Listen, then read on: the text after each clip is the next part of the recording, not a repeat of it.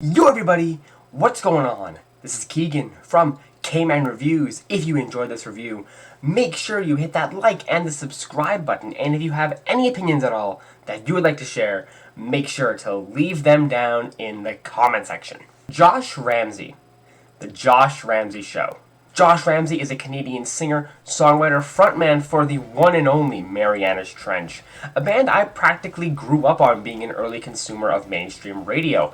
My music taste was partially molded and formed by their big hits like Cross My Heart, Celebrity Status, and Stutter. So naturally, hearing news that Josh was going to release his own solo album, I got extremely hyped. In fact, this is one of my most anticipated releases this year, and that manifested into my track review of the debut single, Lady Mine, which, if you're curious, there will be a link in the corner for you to go check that out. But now, the full record is here in front of us, The Josh Ramsay Show, an album promoted with supposedly every single song being a new genre.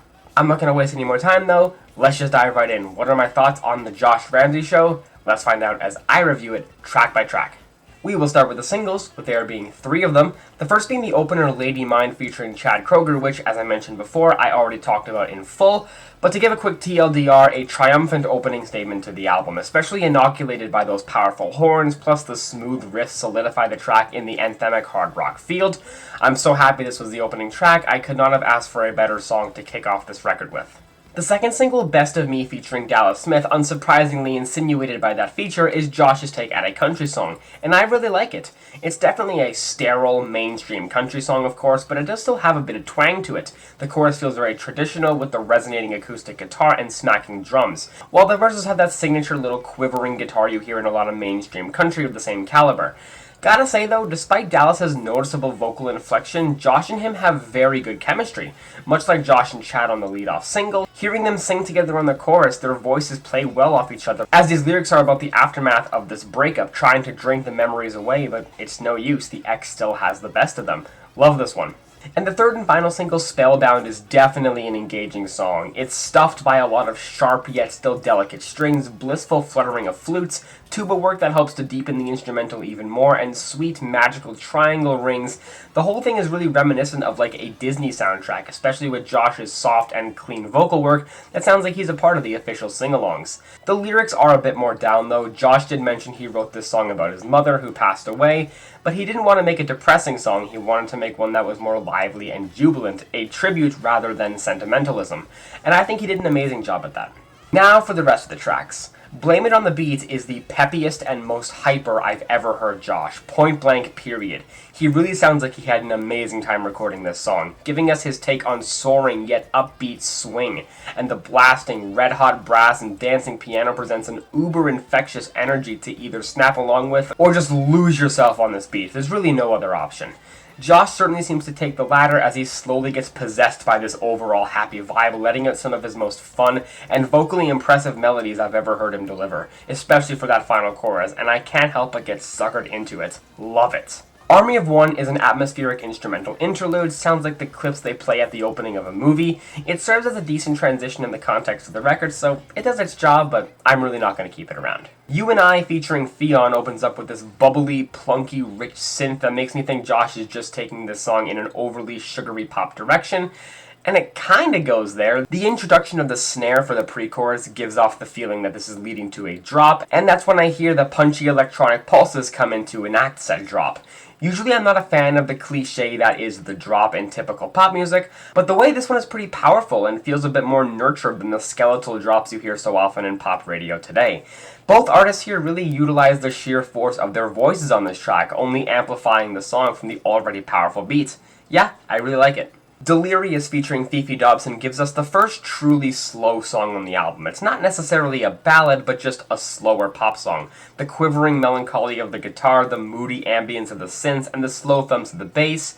Naturally, Josh was going to excel over this song no matter what, and he sure does, letting his calmer delivery kick off the emotion, while his effortless, unstrained falsettos flex his talent. FEFE DOBSON has a similar MO. She's such a talented vocalist and really pushes that here with a similar kind of excelling, as these lyrics just seem to be about having an incoherent, crazed state of mind as this protagonist engages in an affair, I'm assuming. Regardless of that, I like the song.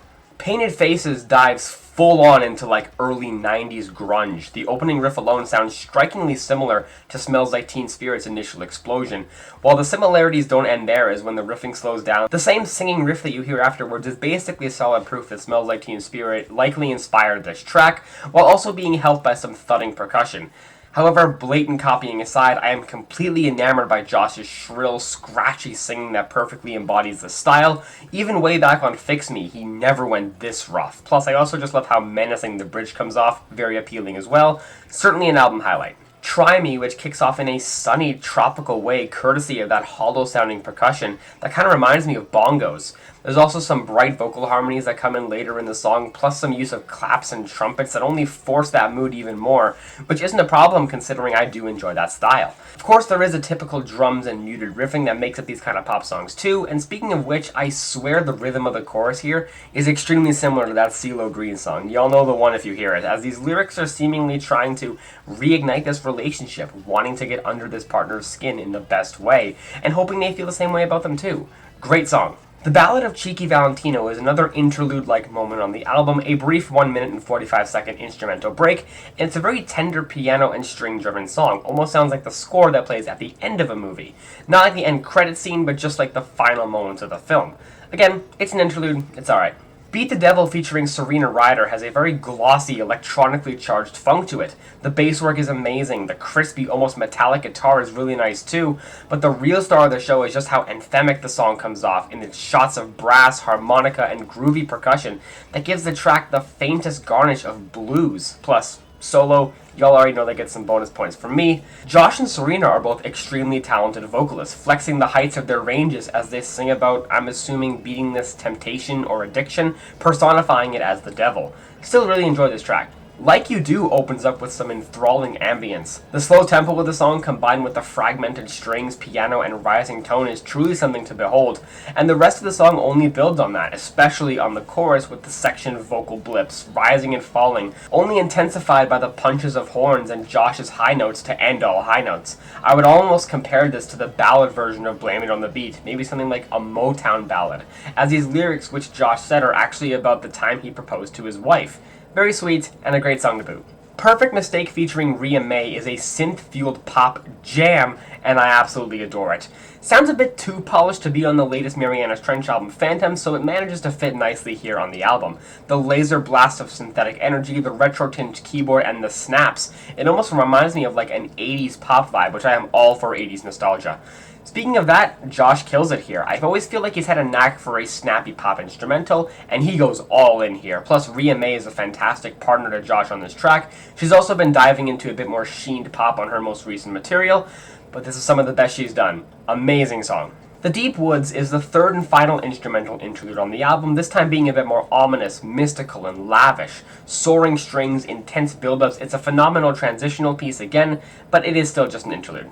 Reckless Heart begins the rather stellar finishing leg of this album. I like the sweeping, prolonged strums of the electric guitar plus the piano work, which adds a little bit of extra volume to the mix, and in this case, a little certainly goes a long way.